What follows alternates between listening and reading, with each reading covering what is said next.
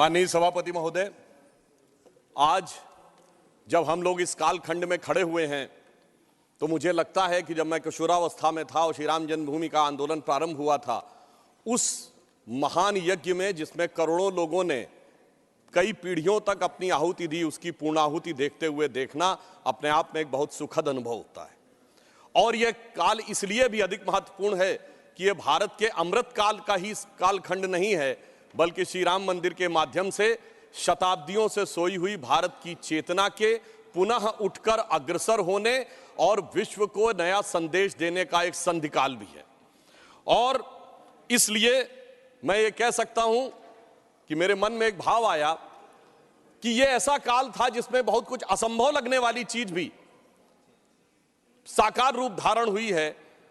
तो मेरे मन में यह भाव आया कि मानो अक्षर सभी पलट गए भारत के भाल के, साकार हुआ स्वप्न हर बला को टाल के, नए क्षितिज उभर रहे हैं अमृत काल के और दिव्य दर्शन हो रहे हैं श्री राम लाल के।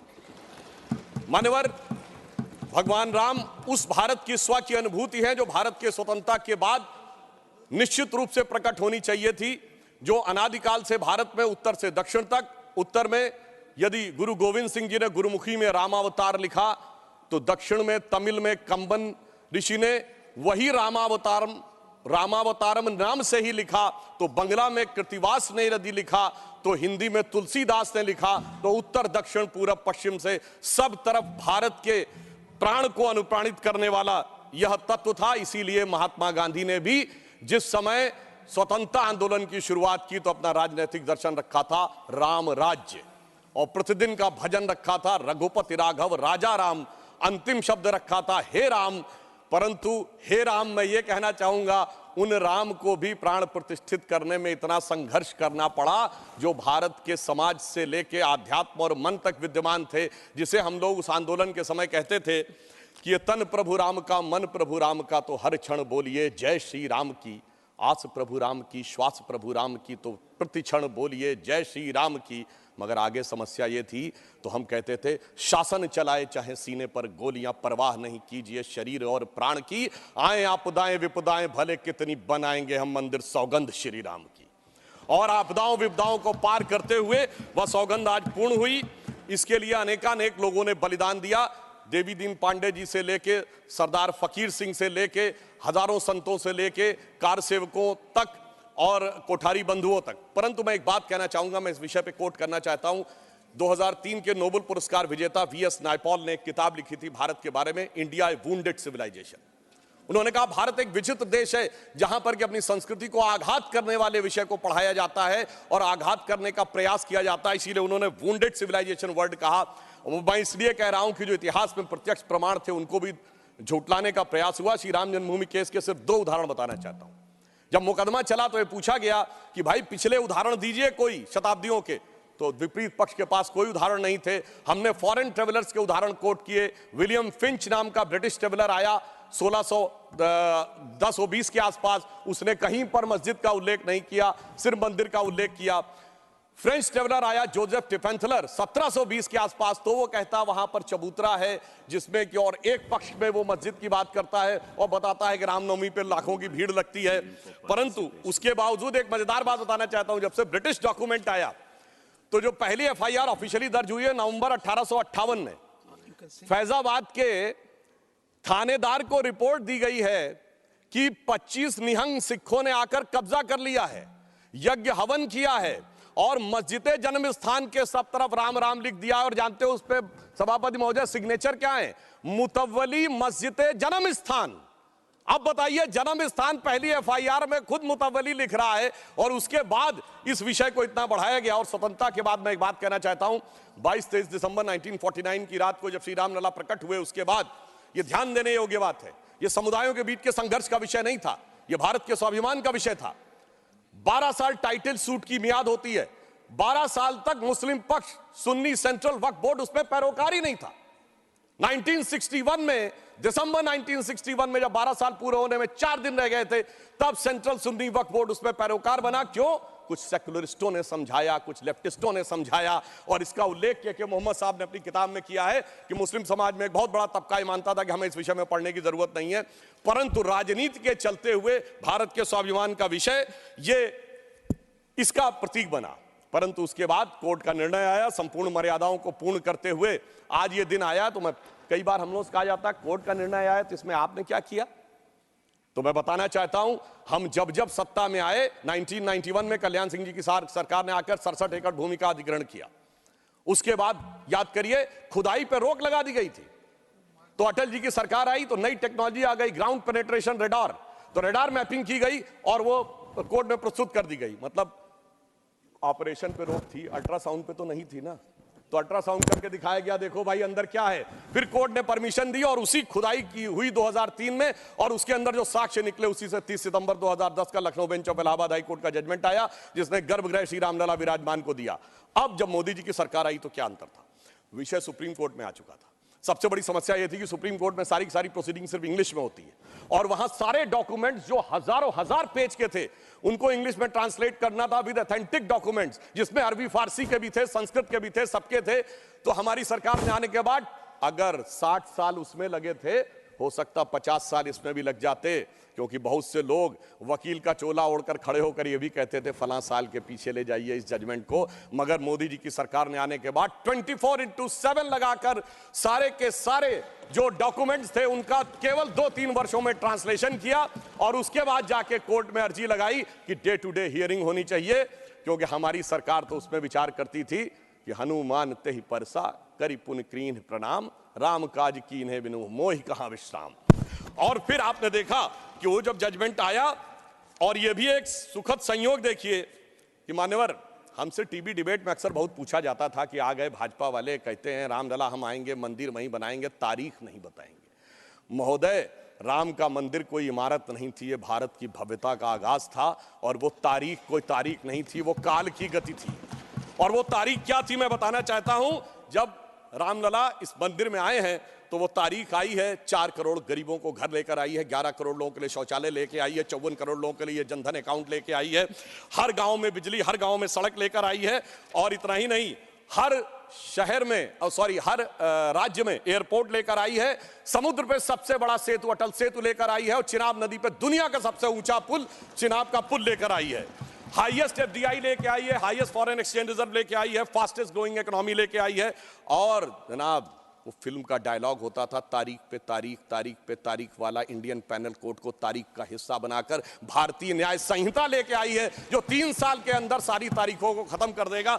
मगर महोदय, ये तारीख का राज थोड़ा और गहरा है, क्योंकि जब राम मंदिर की प्राण प्रतिष्ठा होनी थी तो तारीख वो होनी थी कि प्रधानमंत्री को जाना था, यानी तारीख उसका इंतजार कर रही थी कि ऐसा प्रधानमंत्री आएगा जो उस दिन आकर प्राण प्रतिष्ठा करेगा। और वो प्रधानमंत्री भी कैसा होगा, जो कि पूरे राष्ट्र का सपोर्ट लेकर, हाँ बोल रहे हैं प्लीज, अरे भाई बोल रहे हैं madam please, not allowed, please बैठे आप, काहे परेशान हो रहे हैं? आपको इजाजत नहीं है, nothing is going on record, please. अरे सुनिए, आप बोले। महोदय, प्रधानमंत्री भी कौन होगा, जो पूरे देश का जनादेश लेकर आया होगा और दूसरी बार भी लेकर आया होगा, जो अपने घोषणा पत्र में यह लिख के लाया होगा कि हम राम मंदिर का प्राण प्रतिष्ठा करेंगे, हम निर्माण का मार्ग प्रशस्त करेंगे। यानी 140 करोड़ लोगों के जनादेश के साथ वो तारीख आने वाली थी जिस तारीख का इंतजार था।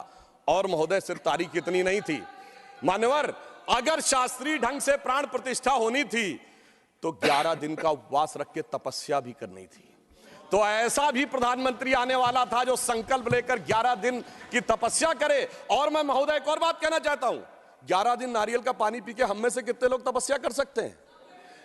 महोदय, वो जो हर नवरात्र ऐसे रहता हो उसी के तपस्या का वो अभ्यास होगा। और मैं बताना चाहता हूं, स्वामी गोविंद गिरी जी जो कोषाध्यक्ष हैं न्यास के, उन्होंने जब उपवास तोड़वाया तो उन्होंने कहा मैं तार्किक व्यक्ति हूं, मेरे मन में संदेह था।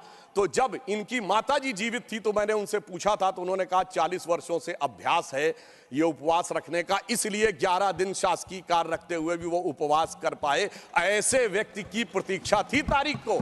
और फिर दक्षिण में जाकर, चाहे नासिक हो और फिर चाहे गुरुवायूर का मंदिर हो अथवा रामेश्वरम में खड़े होकर जब प्रधानमंत्री जी 22 कुओं के जल से स्नान कर रहे थे, जो भारत के संपूर्ण क्षेत्र का प्रतिनिधित्व करते हैं, तो यह संदेश था दूर दक्षिण सिरे पर खड़े होकर कि देखिए ये राम है जो घट-घट में व्याप्त है पूरे उत्तर से दक्षिण तक। और उस तपस्या से प्रकट होने के बाद उस प्रधानमंत्री की दरकार थी तारीख को, क्योंकि राम का काज कौन कर सकता है। गोस्वामी जी लिख गए हनुमान चालीसा में, सब पर राम तपस्वी राजा, जिनके काज सकल तुम साजा। अगर राम तपस्वी राजा थे तो तपस्वी प्रधानमंत्री भी होना चाहिए था वो करने के लिए, और इस तारीख का इंतजार था। तारीख का ये राज समझने के लिए हम आपको समझाएंगे भी तो शायद आप नहीं समझ पाएंगे। और इसीलिए मैं कहना चाहता हूं कि इतना ही नहीं, महत्वपूर्ण बात यह थी कि सब कुछ शांति और सौहार्द से निपट गया।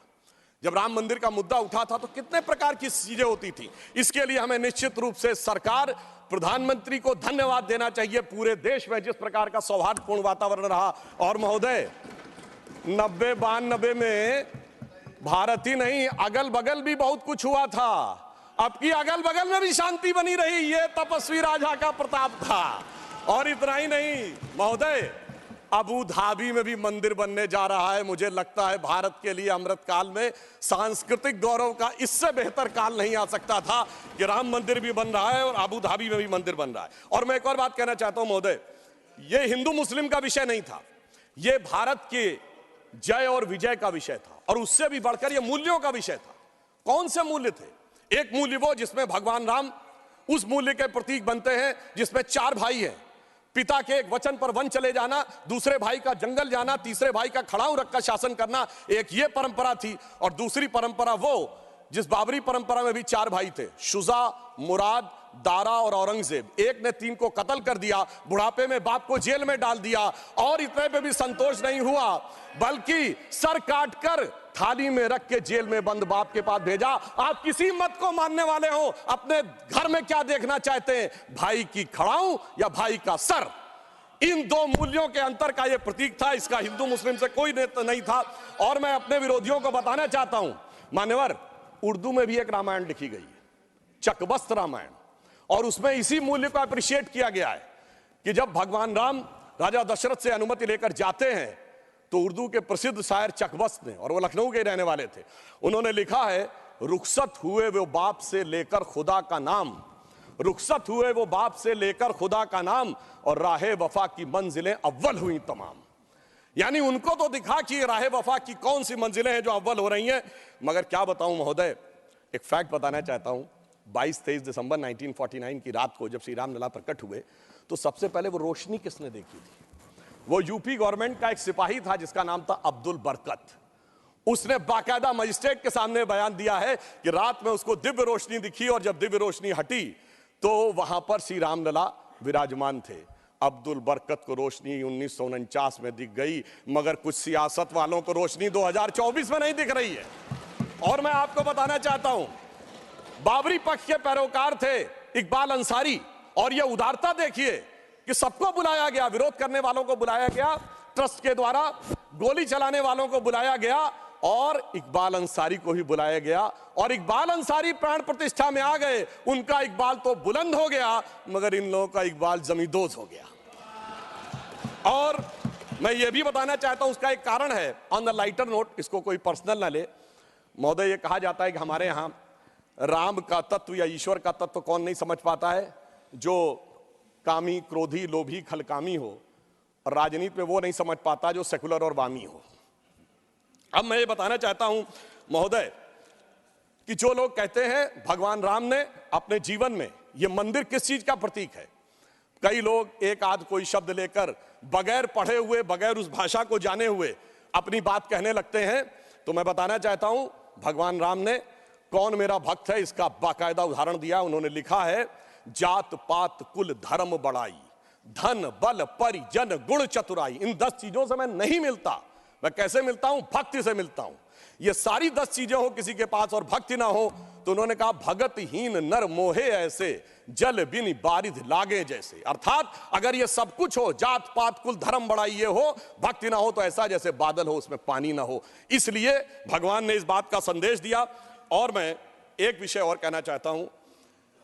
जब राम मंदिर का निर्माण हो रहा था तो कहा जाता था साहब वैज्ञानिक प्रमाण दीजिए। मैं बस एक बिंदु विज्ञान का भी और बताना चाहता हूं।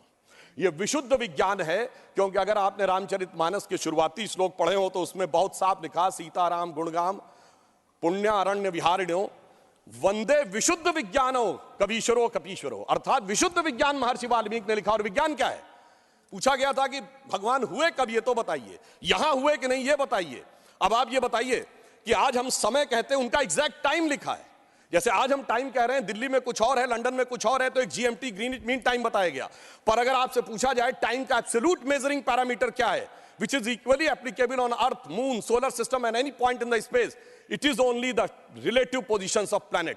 और भगवान राम का वो exact relative positions of planet, जो आइंस्टीन का फोर्थ डायमेंशन कहा जा सकता है, वो लिखा है कि मेष राशि में सूर्य था, मकर राशि में मंगल था, तुला राशि में शनि था, मीन राशि में शुक्र था। और जब नासा ने अपने प्लेनेटोरियम गोल्ड सॉफ्टवेयर में डाला तो 5114 बीसी की डेट निकल आई। इससे ज्यादा किसी को सबूत चाहिए? विज्ञान का वो सबूत मिला। और इतना ही नहीं, मैं बताना चाहता हूं, जिन लोगों ने अगर पढ़ी हो तो भगवान राम के जन्म के समय लिखा है कि चैत्र मास के समय शरद ऋतु थी। अंगद बताते हैं कि अश्विनी मास यानी आज के अक्टूबर के समय वसंत ऋतु थी। और इतना ही नहीं, कहा गया जब किष्किंधा से भगवान निकलते हैं तो धूमकेतु टकराया था मूल नक्षत्र से। और जब एस्ट्रोनॉमर्स ने इसकी गणना की तो वो ठीक डबल हो जाता है, 14,000 साल पीछे आता है।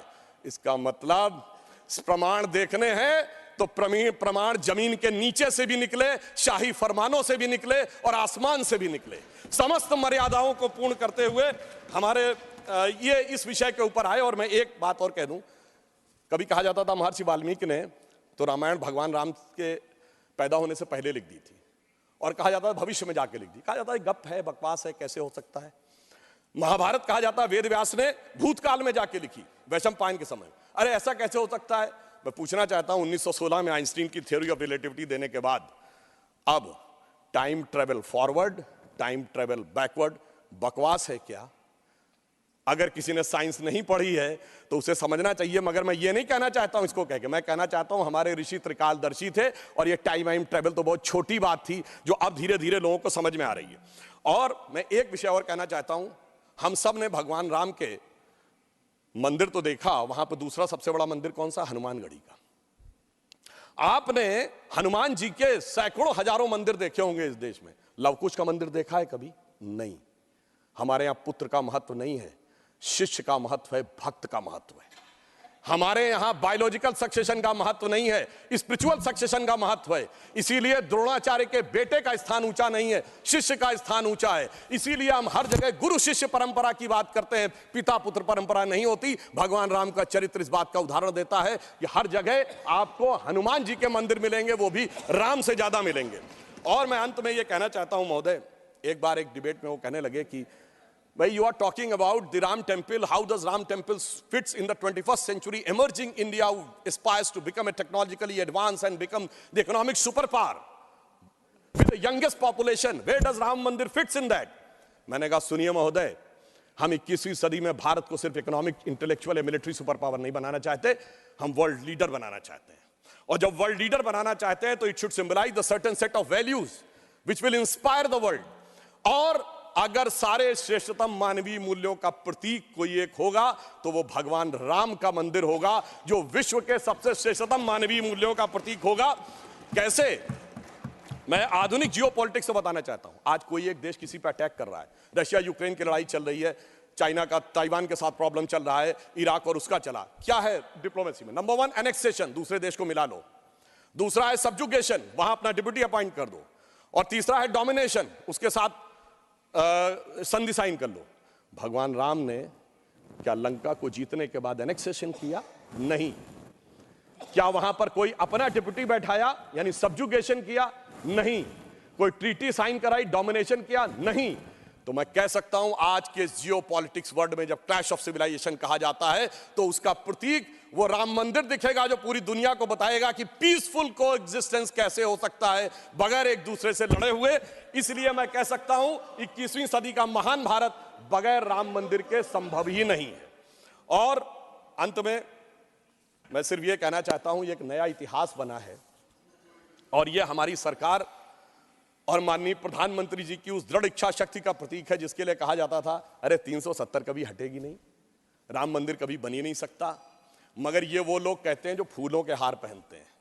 हमारे प्रधानमंत्री जी अंगारों के हार पहनते हैं, और जो अंगारों के हार पहनते हैं वो इतिहास को बदलने में निश्चित रूप से सफल होते हैं।